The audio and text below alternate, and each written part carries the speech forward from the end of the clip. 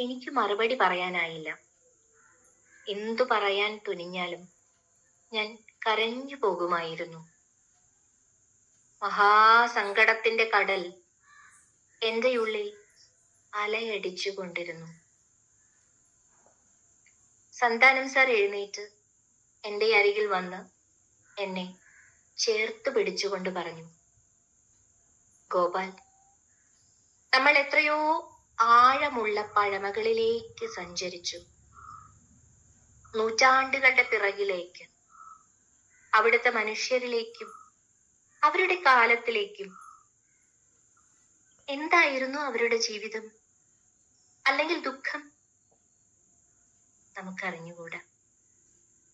കാരണം ഒടുവിൽ ഒന്നും അവശേഷിക്കുകയില്ല. പൊടിയാൻ മടിച്ചു നിൽക്കുന്ന ചില അസ്ഥികളല്ലാതെ,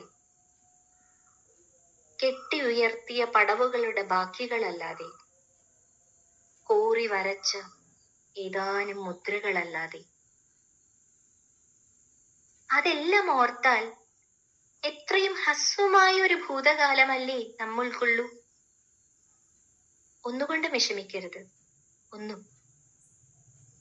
ആരുടെയും കുറ്റമല്ല, ആരെയും വിധിക്കാൻ നമുക്ക് അവകാശവുമില്ല, നമ്മെ പോലും.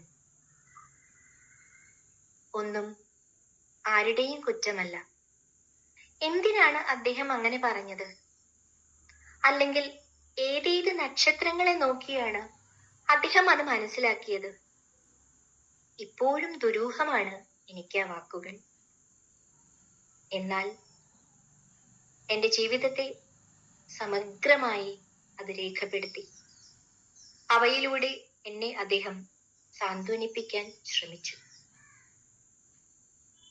ഈ സന്തോഷ് കുമാറിന്റെ തപോമയിയുടെ അച്ഛൻ എന്ന പുസ്തകത്തിലെ ഒരു ഭാഗം.